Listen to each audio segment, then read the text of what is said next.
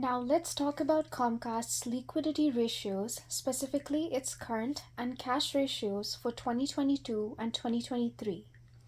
These ratios provide insight into the company's ability to meet its short-term obligations. In 2022, Comcast's current ratio stood at 0.76, calculated by dividing its current assets of $21.3 billion by its current liabilities of $27.9 billion.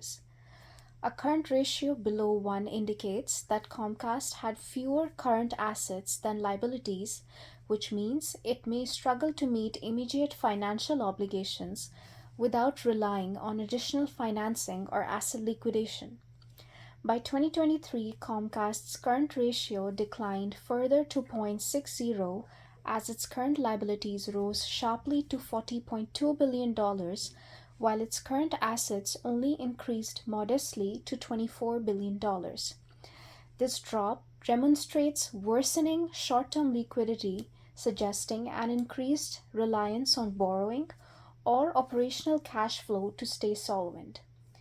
The cash ratio paints an even more concerning picture. In 2022, Comcast's cash ratio was 0.17, indicating that only 17% of its liabilities were covered by cash and cash equivalents, which totaled $4.7 billion. By 2023, the cash ratio fell to 0.15, reflecting a modest rise in cash to $0.6 billion, but a much larger increase in liabilities. A cash ratio below 1 means that Comcast is highly dependent on non-cash current assets or external funding to cover its obligations, which can be risky during economic downturns or revenue slowdowns. This decline in both ratios highlights Comcast's weakening liquidity position, making it more vulnerable to financial stress. Next, let's turn to Comcast's investing activities for 2023, which totals significant outflows. The company spent $10.6 billion on capital expenditures, primarily focused on broadband and technology infrastructure. This investment is consistent with Comcast's long-term strategy of strengthening its telecommunications operations, particularly in residential broadband and mobile services. Additionally, Comcast spent $3.1 billion on intangible assets such as licensing agreements or intellectual property. While these expenditures are essential for maintaining competitiveness in content distribution, they do not diversify Comcast's revenue streams significantly, as most of the spending remains concentrated in its core broadband and media segments. While these investments align with Comcast's strengths, they reflect a narrower focus compared to competitors like Disney, which allocates funds to diverse segments such as theme parks and streaming. In 2023, Comcast's financing activities reflected a shareholder-centric approach. The company spent $11.3 billion on repurchasing common stock and $4.8 billion on dividends. These actions are designed to enhance shareholder value by increasing earnings per share and providing direct returns to investors. However, prioritizing shareholder returns over reinvestment poses risks.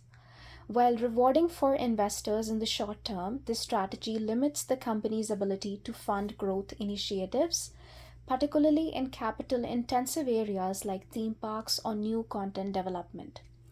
Compared to Disney, which balanced shareholder returns with substantial reinvestments, Comcast's financing choices may hinder its long-term competitive edge. Finally, let's discuss Comcast's contributions to the society and the environment. Through its Project Up initiative, Comcast has demonstrated a commitment to digital equity by expanding broadband access to underserved communities. Environmentally, the company has made strides in reducing greenhouse gas emissions and improving energy efficiency through renewable energy initiatives. While these efforts are commendable, they are less prominent than Disney's broader contributions, such as creating jobs, investing heavily in charitable initiatives, and achieving significant operational sustainability targets. In conclusion, Comcast's 2023 financial strategies prioritize shareholder returns and core operations like broadband, but they lack diversification and resilience in its liquidity position. While these strategies support its current business model, they raise concerns about adaptability and growth potential in the face of market changes.